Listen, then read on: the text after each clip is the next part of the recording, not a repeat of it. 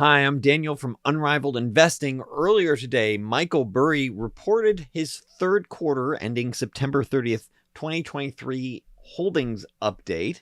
And a lot of investors were wondering, is this going to be part two of the big short? Because when you were looking at the second quarter, so ending in June 30th, he had put on a $1.6 billion nominal bet against the S&P 500 and the NASDAQ. Now, subsequently, the market was effectively flat during that period. Subsequently, he removed those puts. He removed what was a sizable bet against the market. He does now have a smaller put position on the iShares ETF on semiconductors, another small put on bookings holdings, but it's offset against partially by some common stock that he also owns there. So really it's taking down what was a sizable short bet, a $1.6 billion nominal value bet as of the second quarter. So maybe, tens of millions of dollars that he had originally put up.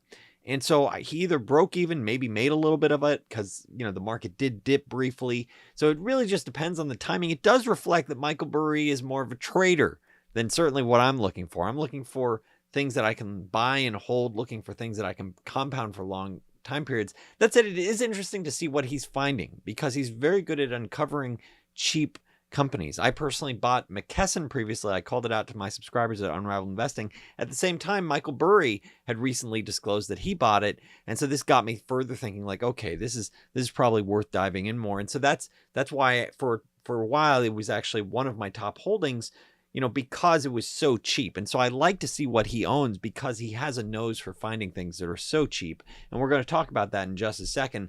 Looking at this, ETF short on semiconductors, you're talking about, the specific holdings of this iShares semiconductor ETF, Advanced Micro Devices, Broadcom, NVIDIA, Intel, Texas Instruments. So it's really spread across a lot of different semiconductors. You might be wondering, why is he even doing that?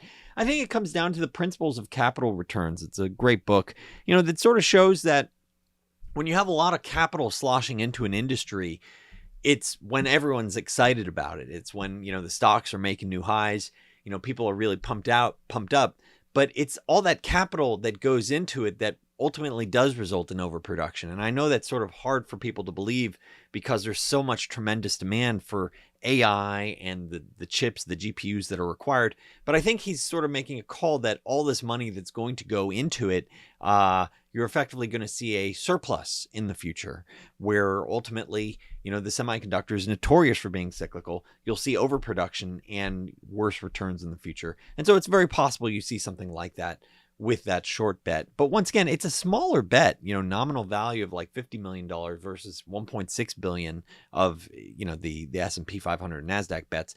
That said, he did buy a handful of things, not a lot of different things, but he did buy a handful of things. Stellantis, Nexstar Media, Star Bulk Carriers, Booking, I already mentioned, but that's offset by a put. Alibaba, Euronav, JD.com. It's interesting to see the Alibaba and JD purchases, which represent, combined around 20% of this portfolio.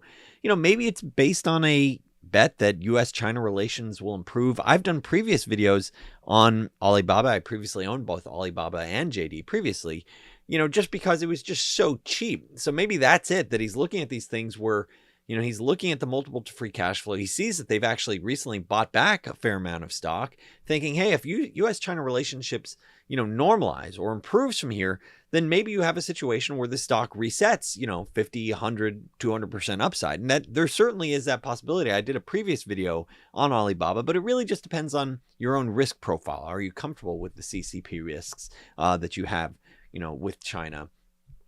With Stellantis, one of his, top holdings, you're looking at an auto manufacturer that in their two largest markets, North America and Europe, you're looking at a decline in terms of market share recently, at least during the first half, but it does trade around 3 times earnings.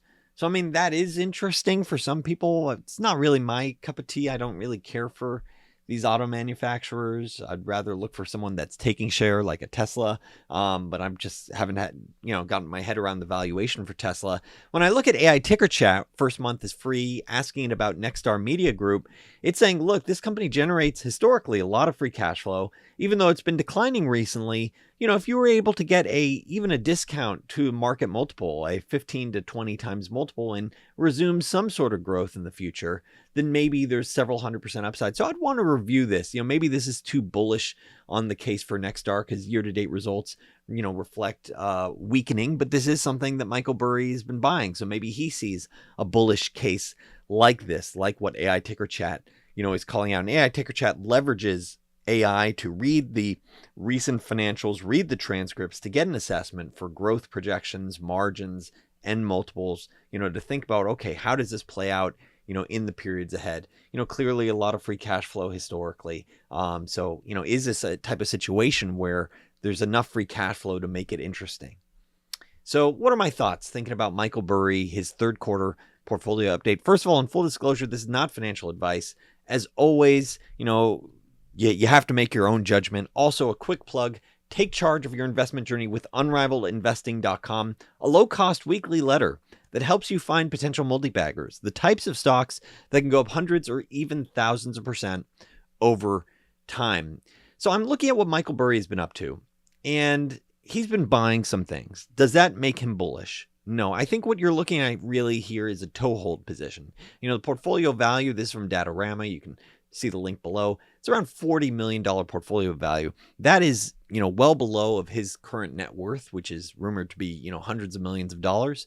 So I view this as him marginally changing from very concerned to maybe you get a rebound, maybe things bounce higher.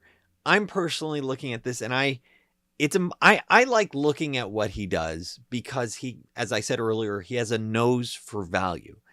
He trades a lot, and I don't care for that. But occasionally he finds something where I go, oh, this might be something I want to own for the long term because there is enough value here, and maybe it's stable or maybe it grows slowly over time, and there's a lot of free cash flow via dividend or buyback. So I think my next step is, there's been a lot of companies reporting earnings recently, some stocks jumping 40%, some dropping 20%.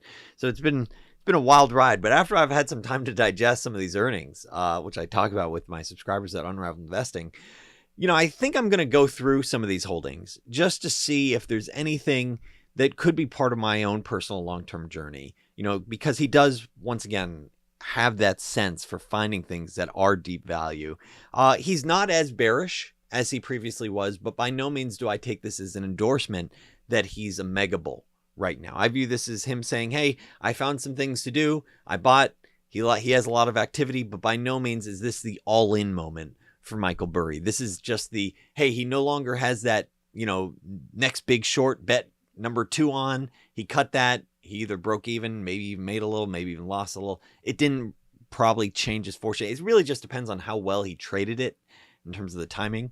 And maybe he's finding some things in some of these deep value names, and maybe they're worthwhile to pursue. It just depends on, the investor journey. Like, I don't like cyclical auto manufacturers, so Stellantis isn't going to be for me, but maybe there's something here that's worth, diving further in. Like the Chinese stocks, I don't think I'm probably going to get back involved with, even though they're very cheap, just because I don't want to, the CCP concerns bothered me, and I just don't want to go down that path again.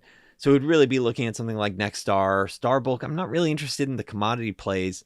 So maybe Booking, Euronav, Hudson Properties, one of these might be interesting to look at.